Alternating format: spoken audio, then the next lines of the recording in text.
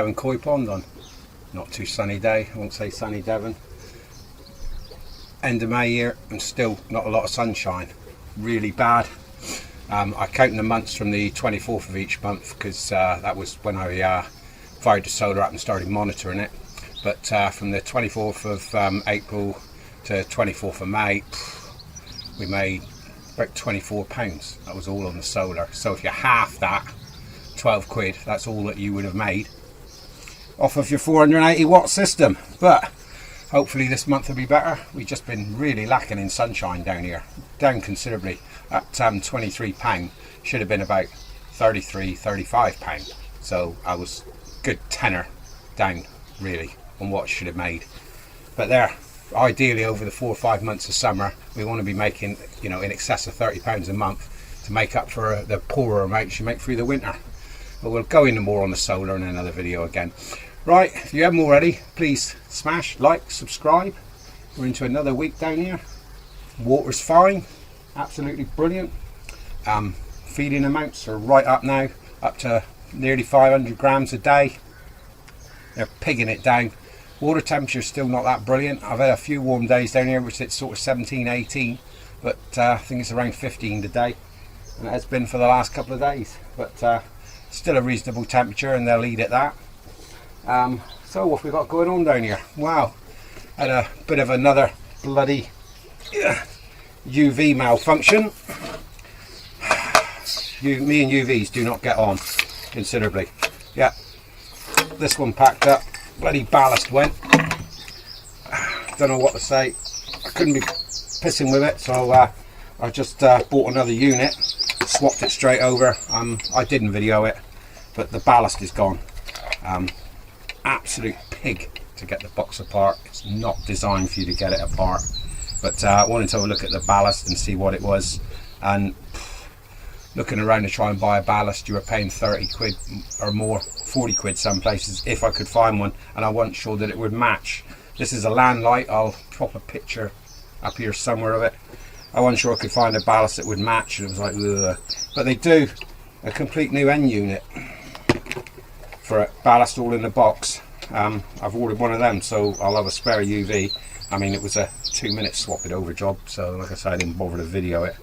But me and BAM and bloody UV lights do not get on.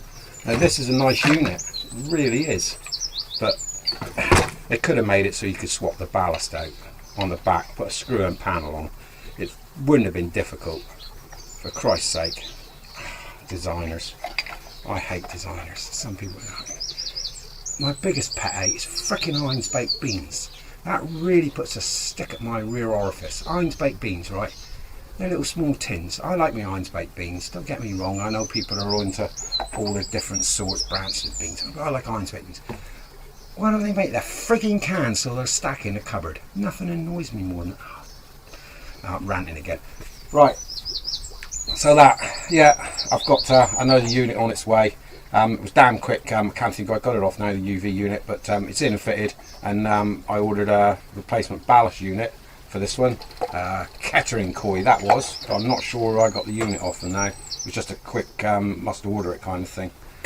So that one's in. I will show you that in the pit again there in a minute.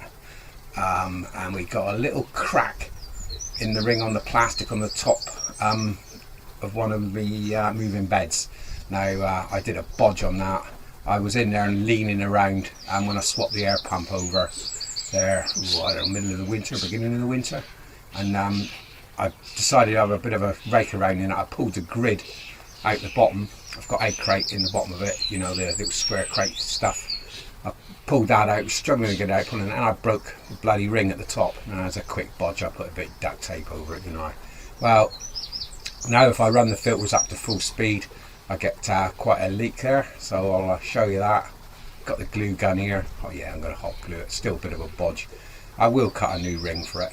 Let's have a look at the UV a minute and the pond temps, and we'll see.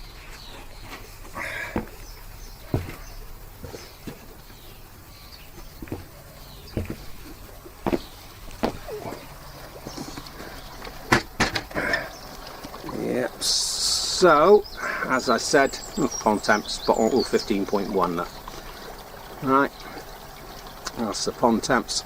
I'll take the cover off of the pit here that the UV's in a minute, and the main pump.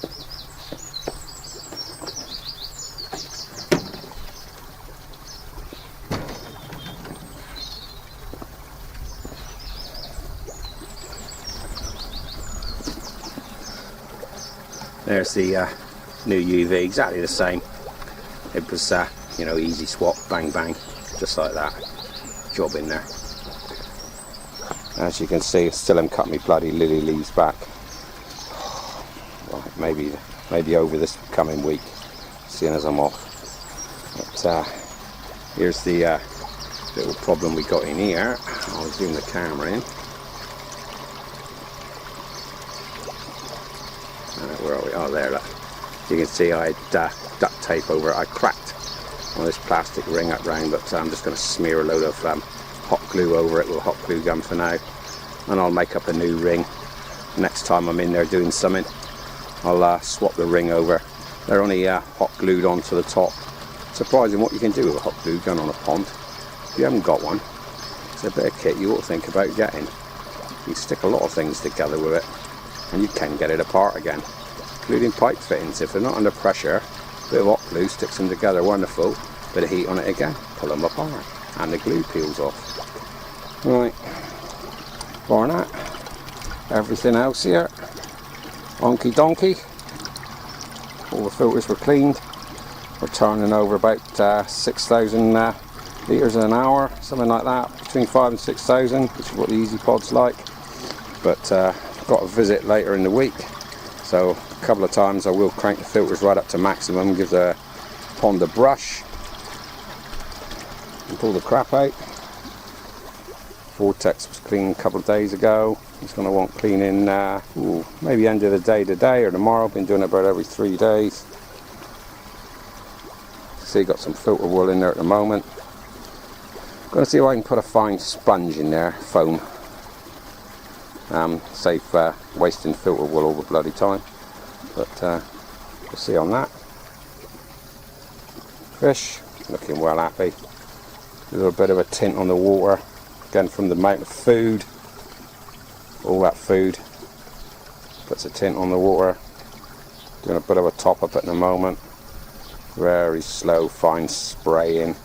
Hopefully that gas is off some of the chlorine as well.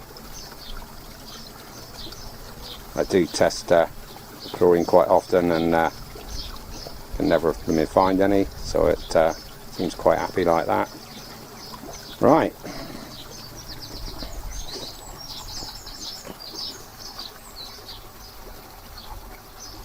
Still no more spawning activity whatsoever. It's a bit of an oily sheen on the top of the water at the moment. That's the oil off the foods. Skimmer soon take care of that. Gobbled down their breakfast about half hour ago. Right, let's put it up on the step a minute.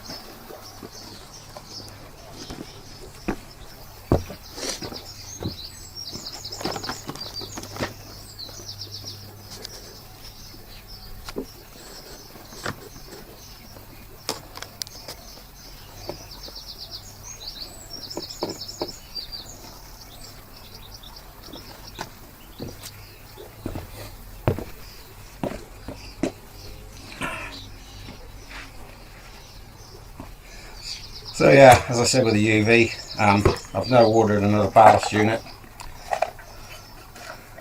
Problems people seem to have with UVs, there's no simple answer to it. Well, you know, one of the amalgams I suppose is a lot simpler, but the bulbs are dear for those, and they're dear in the first place. I mean, you pay 300 quid for one of those.